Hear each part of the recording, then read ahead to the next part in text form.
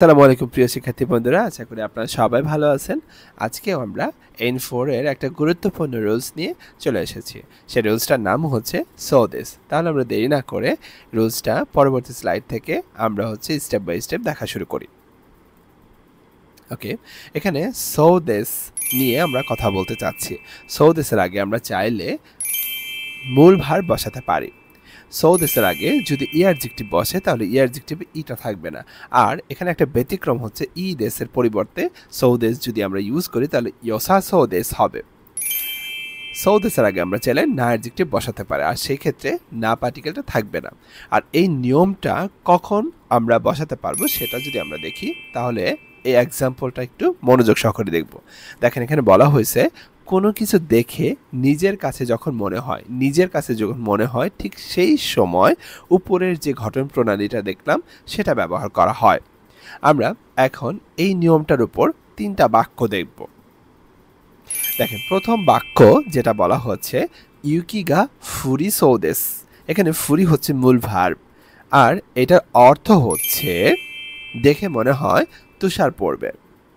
আমরা দ্বিতীয় বাক্যটা যদি দেখি কোন রিওরিওয়া ঐশি সৌদেস। দেখেন ঐশির ইটা চলে গেছে, আর তখনই এটার অর্থ দাঁড়াচ্ছে দেখে মনে হয় এই রান্না সুস্বাদু।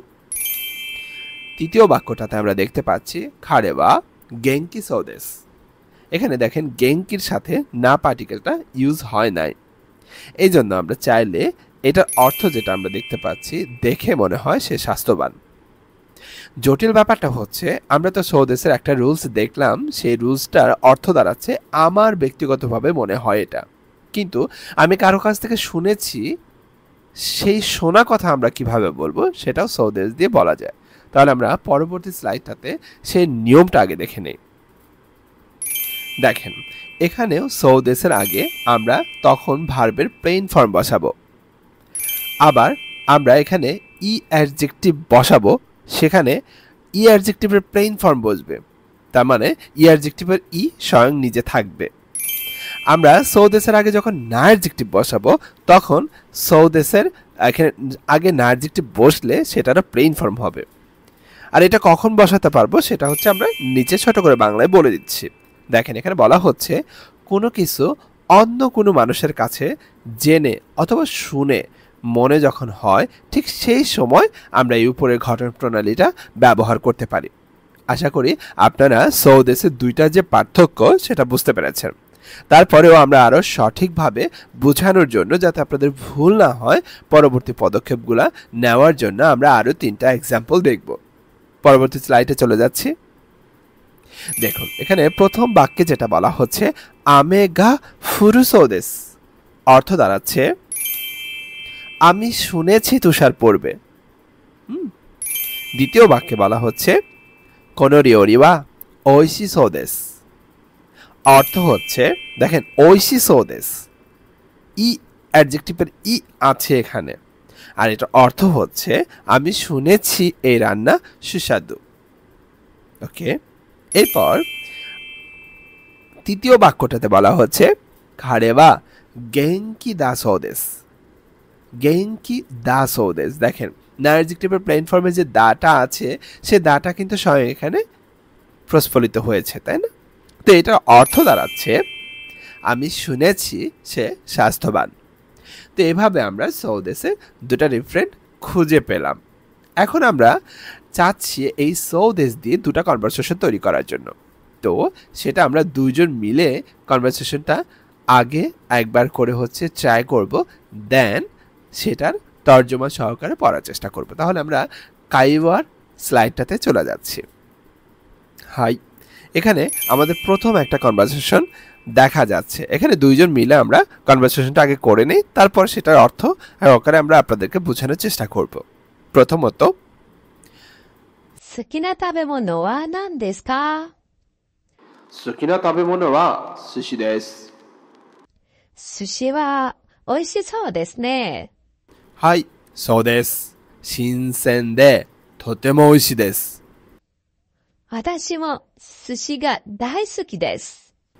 তো এখানে দুইজন হচ্ছে একটা ছেলে আর একটা মেয়ে কথা বলতেছিল। মেয়েটা বলতেছিল সুকিনা তাবে মনো ওয়া নান দেসু কা, মানে পছন্দের খাবার কি। তখন ছেলেটা বলতেছিল আমার পছন্দের খাবার হচ্ছে সুশি। মেয়েটা তখন বলতেছিল সুশি সুস্বাদু তাই না, মনে হয় সুস্বাদু তাই না। তখন ছেলেটা বলছে তাই তো, একদম টাটকা, খুব মজার। তো তখন মেয়েটা বলতেছিল আমিও সুশি খুব পছন্দ করি। তো এভাবে প্রথম কনভারসেশনটা কমপ্লিট হলো। এরপরে আমরা আরো একটা কনভারসেশন দেখতে পাচ্ছি। এখন এই কনভারসেশনটাও দুইজন, একটা মেয়ে একটা ছেলে কমপ্লিট করবে। দেন এরপরে আমরা আপনাকে বুঝাবো। このレストランの料理はどうですか？美味しそうです。本当にそれは良かったです。はい、良さそうです。এখানে মেয়েটা বলতেছিল যে এই রেস্টুরেন্টের খাবার কেমন। তখন ছেলেটা বলতেছিল যে আমি শুনেছি সুস্বাদু। তাই তাই নাকি? মেয়েটা বলতেছে তাই নাকি, এটা ভালো ছিল। তখন ছেলেটা বলতেছে হ্যাঁ, মনে হয় ভালোই।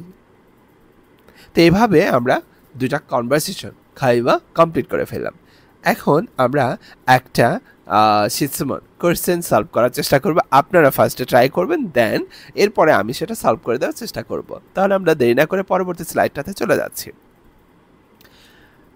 হাই, এখানে আমি পুরো প্রশ্নটা একবার পড়ে দিচ্ছি। কোন কে কিওয়া শৌমিকিগেন ও 1年以上過ぎているので食べない1そう2られ3に4も। এখন সঠিক উত্তর স্টার মার্কে কোনটা হবে সেটা আপনাদের খুঁজে বের করতে হবে। আমি তাহলে গণনা শুরু করে দিলাম। 1 2 3 4 5 6 7 8 9 10 টেনটেনা। আমাদের সঠিক উত্তর হচ্ছে নি পার্টিকেল। কেন নি পার্টিকেল হলো? কোন কেকি ওয়া শৌমিকিগেন ও 1年以上過ぎているので, এখানে বলছে এই কেকটার হচ্ছে ডেডলাইন, যেটা আর কি, হ্যাঁ ডেট, হ্যাঁ মানে আপনার শৌমিকিগেন দ্বারা বোঝাচ্ছে যে এর যে হইতেছে আপনার এক্সপায়ার ডেটটা আছে সেটা 1 বছর অতিক্রম করে গেছে বলে থাবেরারে সো, এখানে থাবেরারে মাস থেকে আসছে থাবেরারে সো,